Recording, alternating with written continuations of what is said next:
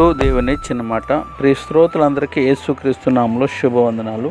ప్రియులారా, బాగున్నారా? మీరందరూ బాగుండాలని, వాక్యం చేత స్థిరపరచబడాలని మీ కొరకు ప్రార్థిస్తున్నాను. ఈరోజు దేవుని వాక్యము కీర్తనల గ్రంథం 13వ అధ్యాయము 5వ వచనం.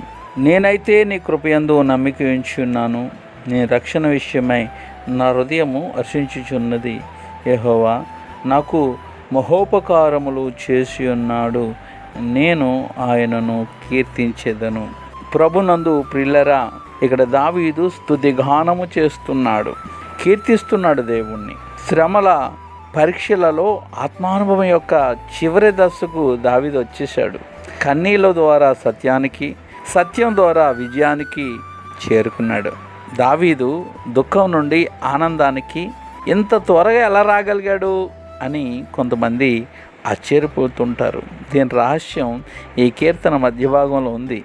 దావీదు తన దృష్టిని తన దేవుడైన యెహోవా మీద నిలిపి ఉన్నాడు, ఎలోహిం మీద నిలిపి ఉన్నాడు. అనగా శక్తివంతుడైన దేవునిపై ఆయన నిలిపి స్తుతిస్తూ ఉన్నాడు. స్తుతిగానం అనేది రెండు రకాలుగా మనం చూచుకోవచ్చు ఈ చరణంలో. దేవుడే తన రక్షణ కనుక దావీదు స్తుతి పాడుట పాడుతున్నాడు. నేనైతే నీ కృపయందు నమ్మిక ఉంచి ఉన్నాను, నీ రక్షణ విషయమై నా హృదయము హర్షించుచున్నది.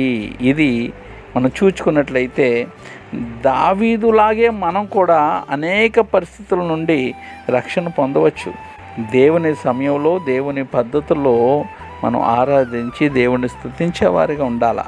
రెండవదిగా యెహోవా చాలును కనుక దావీదు పాడుతున్నాడు, యెహోవా నాకు మహోపకారములు చేసి ఉన్నాడు, నేను ఆయనను స్తుతించెదను.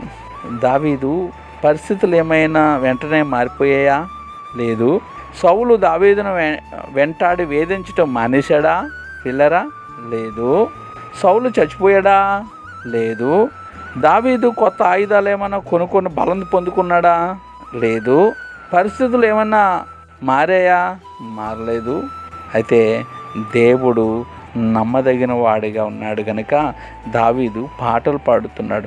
ఎందుకంటే దేవుని మాటలు ఏమండి ఇంత నిరీక్షణ ఇవ్వడానికి కారణం ఏంటంటే దేవుడు చెప్పిన ప్రతి మాట నెరవేర్చబడుతుంది.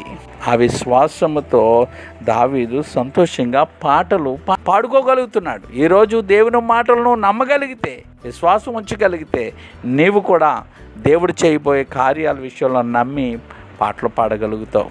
కాబట్టి ఏ శోధన గుండా, ఏ శ్రమల గుండా, ఏ ఇరుకుల గుండా, ఏ శ్రమ గుండా వెళ్తున్నావో నాకు తెలియదు, కానీ దేవుని మాటలను నమ్మి నువ్వు స్తుతించగలిగితే గొప్ప కార్యాలు నువ్వు పొందుకొని సాక్షిగా ఉంటావని కోరుకుంటూ, may God bless you all. దేవుడు నిన్ను, నీ కుటుంబాన్ని బహుగా దీవించునుగాక.